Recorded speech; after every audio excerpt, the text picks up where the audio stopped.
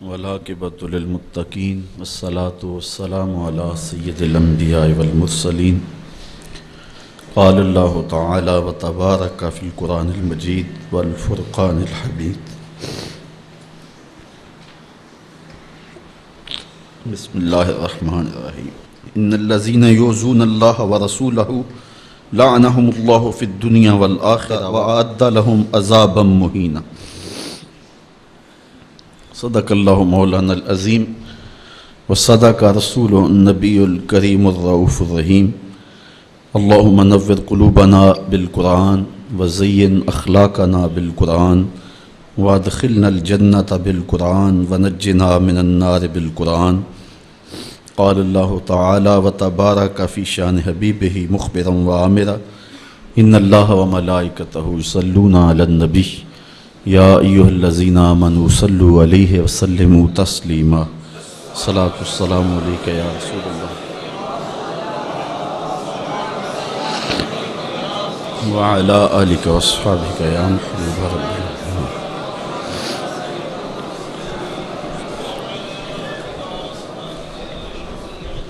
تمام حمد و ثنا تعریف و توصیف اللہ جل مجدہ الکریم کی ذات بابرکات کے لیے، جو خالق کائنات بھی ہے اور مالک شش جہات بھی۔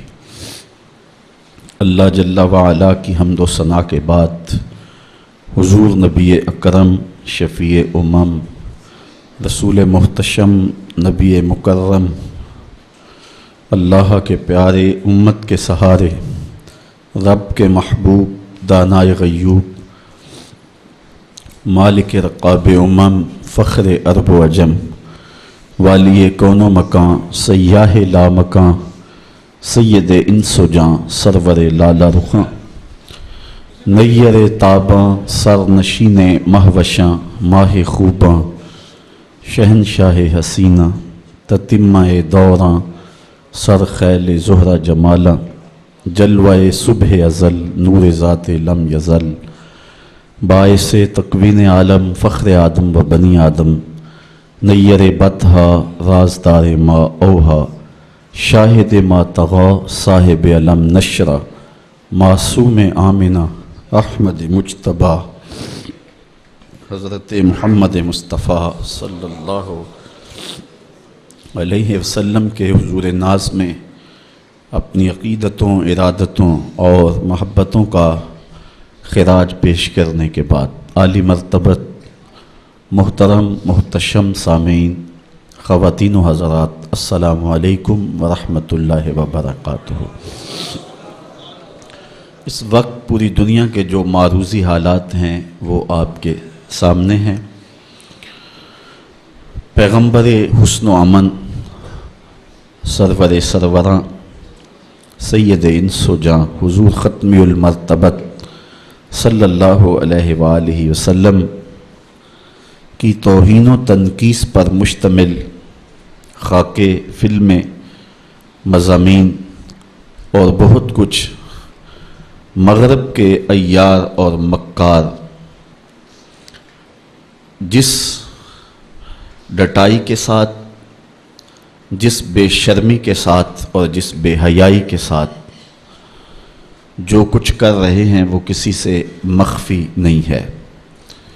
1.60 کروڑ انسانوں کے کلیجے اس وقت چھلنی ہیں اور زندگی کی ایک ایک سانس اس وقت عذاب بنی ہوئی ہے۔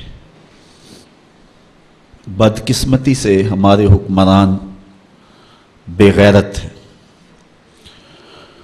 اور کوئی توانا پیغام مغرب کو ان اشروں میں، ان کئی سالوں میں انہیں نہیں دیا گیا، ورنہ ان بزدلوں میں یہ ہمت کب تھی کہ ہمارے آقا و مولا کی توہین کرتے۔ یہ ہماری بزدلی نے، ہماری کمزوری نے اور ہمارے حکمرانوں کی بے حسی نے ان کو یہاں تک پہنچایا ہے۔ ہم تاریخ کے کمزور دور میں بھی دیکھتے ہیں جب سلطنت عثمانیہ کا کمزور خلیفہ سلطان عبد الحمید تمام سفیروں کو بلا کر کے انہیں کہتا ہے کہ مجھے یہ اطلاع ملی ہے کہ تمہارے ملک میں ایک ایسی فلم کی نمائش ہونے والی ہے جس میں پیغمبر رحمت صلی اللہ علیہ وسلم کی توہین اور تنقیص کے پہلو نکلتے ہیں۔ تو انہوں نے کہا کہ ہم اس کا کل جواب دیں گے۔ تو اگلے دن انہوں نے دربار میں حاضر ہو کر کے کہا کہ اس فلم کے لیے ٹکٹیں تقسیم ہو چکی ہیں اور اس کو روکنا ممکن نہیں ہے۔ تو سلطان عبد الحمید اپنے ہاتھ میں تلوار پکڑتا ہے اور پھر اپنی کرسی سے اٹھ کے کھڑا ہو جاتا ہے، کہتا ہے تم کر کے دیکھو، یہ تلوار پھر تمہارا فیصلہ کرے گی۔ اور پھر وہ فلم ریلیز نہیں ہو سکی تھی۔ یہ میں آپ کو اسلام کے طاقتور دور کی کہانی نہیں سنا رہا، سلطنت عثمانیہ کا کمزور ترین خلیفہ یہ سلطان عبد الحمید کی کہانی ہے۔ یہ ہمارے دور زوال کی کہانی ہے اور ان میں یہ ہمت نہ ہو سکی، اور جو ہمارا ماضی ہے وہ تو اس حوالے سے اتنا شاندار ہے۔ ہمارے اسلاف، ہمارے بزرگ اور اس دور کے حکمران حضور علیہ السلام کی آبرو کا جس انداز سے پہرا دیتے رہیں اور اہل علم نے جس بانکپن کے ساتھ اس زمانے میں فتوے دیے تھے، ہم بہت کچھ برداشت کرتے آئے ہیں اور بہت معاملات کو ہم جو ہے وہ سہنے کی سخت بھی اپنے اندر پاتے ہیں، لیکن یہ بات ذہن میں رکھیں کہ ہمارے اندر یہ طاقت نہیں ہے کہ ہم حضور کی توہین کو برداشت کر لیں۔ ہمارا سب سے قیمتی اثاثہ اور کائنات کی سب سے بڑی دولت حضور کی آبرو ہے۔ اس کی جو بھی ہمیں قیمت دینا پڑی، ہم ہر صورت کے اندر وہ قیمت ادا کر کے ناموس رسالت کا پہرا دیں گے انشاءاللہ۔ اور دنیا نے دیکھ لیا ہے ہم اتنے کمزور نہیں ہیں۔ شاید انہوں نے حکمرانوں کے چہروں سے عوام کے چہروں کو دیکھنے کی کوشش کی تھی، لیکن ایسا نہیں ہے۔ جن کے مفادات مغرب سے وابستہ ہیں اور جن کے پیسے مغرب کے بینکوں میں ہیں اور جن کی عیاشیوں پر مشتمل ویڈیو ان کے پاس موجود ہیں، وہ تو بزدل کوئی بات کرنے کی ہمت نہیں رکھتے، اور جنہوں نے اپنی زندگی کا سودا ہی بازار محمد میں کیا ہے، تو پھر انہیں کوئی ڈر اور کوئی باک اور کوئی خوف نہیں ہے، اور وہ حضور کے نام پہ سب کچھ لٹانے کے لیے ہمیشہ آمادہ رہتے ہیں۔ کوئی ان کے ساتھ چلے یا نہ چلے۔ لاہور کے اندر پرسوں درس قرآن کے بعد میں ایک دوسری جگہ درس قرآن پہ جا رہا تھا، تو میں نے ایک تنگ گلی میں دیکھا کہ ایک بوڑھا شخص تھا جس کی عمر کوئی 80 سال کے قریب ہوگی۔ اس کا حلیہ بھی نہیں بتا رہا تھا کہ وہ کوئی مذہبی شخص ہے، اس کی وضاحت بھی ایسی تھی اور اس کا لباس بھی کچھ ایسا تھا، لیکن اپنے 10 یا 12 سال کے پوتے کو اس نے بٹھایا تھا موٹر سائیکل پہ اور پیچھے خود بیٹھا ہوا تھا اور ہاتھ میں پلے کارڈ اٹھایا ہوا تھا، اور اس اوپر لکھا تھا کالی کملی والے تم پہ لاکھوں سلام۔ اور وہ گلیوں میں گھومتا تھا اور اس کی آنکھوں میں جو آنسو اور چمک تھی وہ بتا رہی تھی اور مغرب کو پیغام دے رہی تھی کہ ہم گناہگار ضرور ہو سکتے ہیں، محمد عربی کی چوکھٹ کے غدار نہیں ہو سکتے ہیں۔ ہمارا سب سے قیمتی اثاثہ حضور علیہ السلام کی آبرو پہ قربانی دینا ہے، اور یہ ہماری زندگی کی سعادت مندی ہے۔ امام مالک نے کہا تھا کہ 2 ہی چیزیں ہیں دنیا کے اوپر، یا عاشقان رسول زندہ رہیں یا گستاخان رسول زندہ رہیں، دونوں ایک ساتھ زندہ نہیں رہ سکتے ہیں۔ اور اب وہ وقت آ گیا ہے کہ ہم پوری قوت کے ساتھ کھڑے ہو کر کے اس بات کا اعلان کریں اور پوری امت سیسا پلائی ہوئی دیوار بن جائے، اور امت کا ایک ایک بچہ غازی علم الدین شہید بن جائے، غازی عامر چیمہ بن جائے، مغرب کی وادیاں بھی گونج اٹھے اور مشرق کے دیواروں در بھی گونج اٹھے، اور جدھر ہی کان لگائیں میرے محمد عربی کے قصیدے ہی سنائی دیں۔ کائنات کا ایک ایک گوشہ حضور کے نام پہ قربان کرنے کا ہم عزم کریں، اور پھر اس کی جو بھی قیمت ادا کرنی پڑے ہمارے لیے جو ہے وہ بالکل ادنا قیمت ہے۔ میرے امام نے کہا تھا، آج بھی بریلی کی گلیوں سے صدا آتی ہے، کروں تیرے نام پہ جاں فدا، نہ ایک جاں 2 جہاں فدا، 2 جہاں سے بھی نہیں جی بھرا، کیا کروں کروڑوں جہاں نہیں۔ کہتے ہیں حضور میں آپ کے نام پہ جان وار دوں. پھر کہا ایک جان کیا میں سارا جہان وار دوں. اور پھر کہتے ہیں حضور 2 جہان وار کر کے بھی دل نہیں بھرا ہے، آپ کی چوکھٹ اتنی اونچی ہے کروڑوں جہان بھی ہوتے تو آپ کے نام پہ نچھاور کر دیے جاتے. تو حضور علیہ السلام کی آبرو، حضور علیہ السلام کی عزت اور حضور کی ناموس کا پہرا، یہ اہل ایمان کی زندگی ہے اور ان کی زندگی کا ترہ ہے اور ان کی زندگی کا شیوہ اور دستور ہے. کتاب رحمت کا مضمون دیکھیے.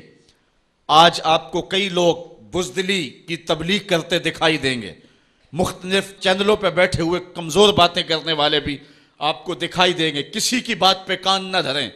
آئیے دیکھیے قرآن کیا کہتا ہے. ان الذین یؤذون اللہ ورسولہ لعنہم اللہ فی الدنیا والآخرہ. وہ لوگ جو اللہ اس کے رسول کو اذیت دیتے ہیں ان پر دنیا میں بھی لعنت ہے اور آخرت میں بھی لعنت. وَأَعَدَّ لَهُمْ عَذَابًا مُهِينًا. اللہ تعالیٰ فرماتا ہے ان کے لیے اللہ نے دردناک رسوا کر دینے والا عذاب تیار کر رکھا ہے. اور آگے چل کے یہی سورہ احزاب میں فرمایا ملعونین، وہ لوگ لعنتی ہیں. یہ قرآن ہے. ملعونین اللہ کہہ رہا ہے یہ بدبخت لوگ پھٹکارے ہوئے ہیں. اینما سوکفوا اخذوا وقتلوا تقتیلا. جہاں بھی پکڑے جائیں ان کو گن گن کے قتل کر دو. ابن خطل نامی ایک بدبخت تھا جو حضور کی توہین کیا کرتا تھا. آقا کریم علیہ السلام جب مکے سے ہجرت کر کے مدینہ تشریف لائے، مدینے سے پھر دوبارہ مکے میں جب حضور جلوہ فراز ہوئے اور فتح مکہ کا روشن واقعہ ہمارے سامنے ہے، تاریخ آپ پڑھیں. اس وقت حضور علیہ السلام نے حکم دے دیا تھا کہ جو معافی مانگے اسے معاف کر دو، جو دروازے بند کر لے اسے معاف کر دو، جو امن مانگے اسے امان دے دو، جو ہتھیار پھینک دے اسے امن دے دو، جو معذرت کرے اس کی معذرت قبول کر لو. لیکن کچھ بدبخت گستاخان رسول کے بارے میں فرمایا یہ جہاں بھی ملے ان کے ٹکڑے کر دو. ان میں سے ایک بدبخت ابن خطل تھا. اس کی 2 لونڈیاں تھیں. یہ دونوں گا گا کے تنقیس کرتی تھی حضور کی اور یہ شعر لکھتا تھا. تو ابن خطل جب حضور علیہ السلام کے لشکر کو مکے میں آتا ہوا دیکھتا ہے تو اپنی جان بچانے کے لیے کعبے کے پردے کے اندر چھپ گیا. اہل ایمان جب طواف کر رہے تھے تو کعبے کے پردے کے اندر چھپی ہوئی کوئی چیز دیکھی. انہوں نے ٹٹولا دیکھا تو ابن خطل تھا. پناہ تو اس نے کعبۃ اللہ کی دیوار اور پردے کے درمیان لی. لیکن حضور نے تو کہا تھا جو ابو سفیان کے گھر میں چلا جائے اسے بھی امن دے دو. حرم تو امن کا مرکز ہے ہی ہے. جو ابو سفیان کے گھر چلا جائے اسے بھی امن دے دو. اور یہ کعبہ کی دیوار کے ساتھ چمٹا ہوا تھا اور کعبے کے پردے کے اندر چھپا ہوا تھا.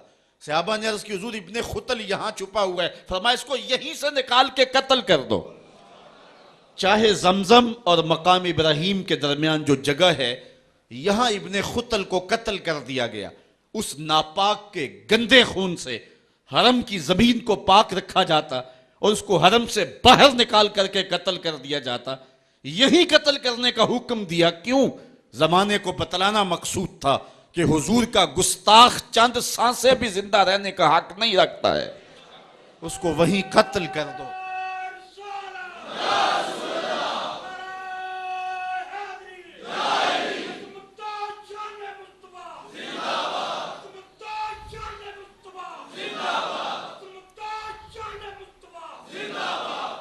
آج ہم یاد کرتے ہیں سلطان صلاح الدین ایوبی کو.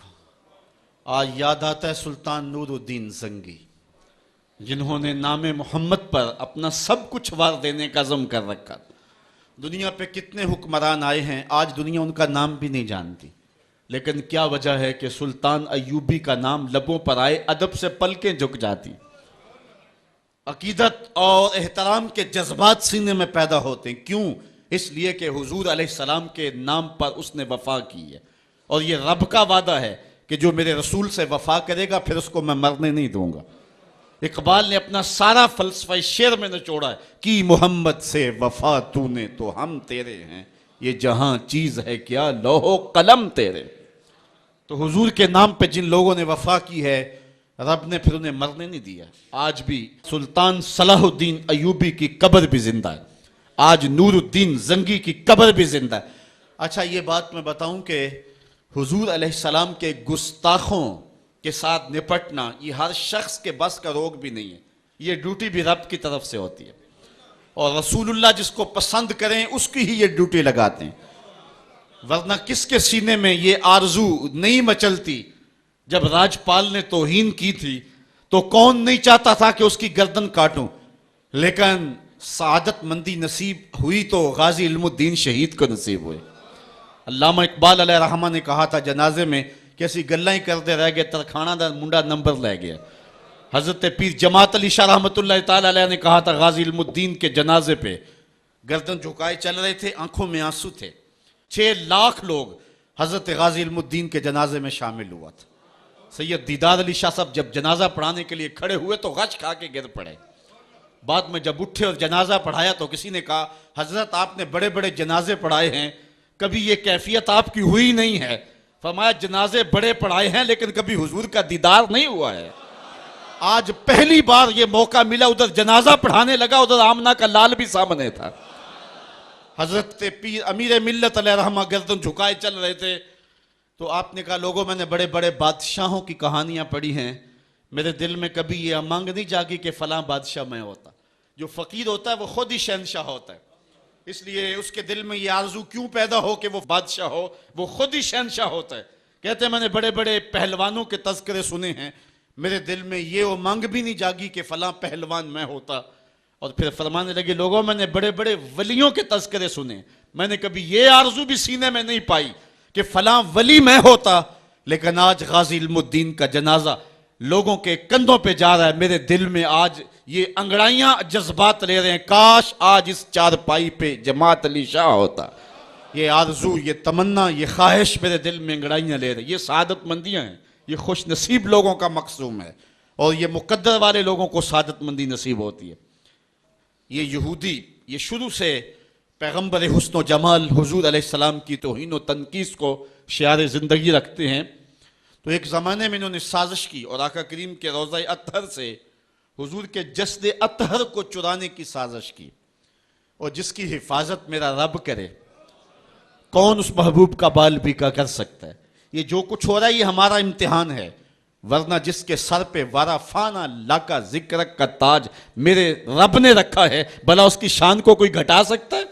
جدا ذکر خدا بلند کرے کیڑا جمعہ اوس نو بند کرے، اس ذکر دا حافظ آپ خدا پڑھو لا الہ، خود اللہ حفاظت کرنے والا ہے ذکر کی۔ یہ تاج رب نے محبوب کے سر پہ رکھا ہوا ہے، اس لیے چاند کی طرف منہ کر کے تھوکنے سے چاند کی نوری کرنوں کو میلا نہیں کیا جا سکتا۔ تھوکنے والے کا اپنا منہ گندا ہوگا، لیکن چاند کل بھی روشن تھا، چاند آج بھی روشن رہے گا۔ مدینے والے چاند کی عظمتوں کو کوئی گہنا سکتا ہی نہیں ہے، کیونکہ جس کے سر پہ ورفانا لکا ذکر کی چادر میرے رب نے تان دی ہے، اس کی عظمتوں کو کوئی گھٹا سکتا ہی نہیں ہے۔ یہ امتحان ہمارا ہے، یہ آزمائش ہماری ہے۔ اللہ اکبر۔ تو میں نے کہا کہ یہ سعادت مند لوگوں کا مقصوم ہوتا ہے، تو اس زمانے میں کچھ بد نصیب یہودیوں نے یہ سازش کی کہ حضور کے جسد اطہر کو روضہ انور سے نکال لیا جائے، اور پھر باقاعدہ انہوں نے 2 اشخاص کو وظائف پڑھا کر کے، داڑیاں رکھوا کر کے، جبہ و دستار پہنا کر کے مدینے میں بھیجا، صوفیاء کے، نیکوکاروں کے، علماء کے، زاہدین کے روپ میں، اور انہوں نے وہاں ایک جگہ کرائے پہ لے لی اور اپنی کارروائی کا آغاز کر دیا۔ وہ اپنے کمرے کے اندر سرنگ کھودتے اور روزانہ مٹی نکالتے، اور رات کے اندھیرے میں بقی کے قبرستان میں قبروں کے اوپر مٹی ڈال کے آ جاتے، اور سارا دن تسبیح لیے اللہ اللہ کرتے رہتے۔ لوگ کہتے کہ یہ تو بڑے صالح لوگ ہیں، اور پھر لوگوں کو خیرات بھی کرتے، لیکن کارروائیاں اور انداز یہ تھا، لباس خضر میں رہزنی کر رہے تھے، اور یہ ڈاکو اور یہ رہزن لٹیرے ایک بہت خطرناک مہم پہ آئے ہوئے تھے۔ جب وہ بالکل قریب پہنچ گئے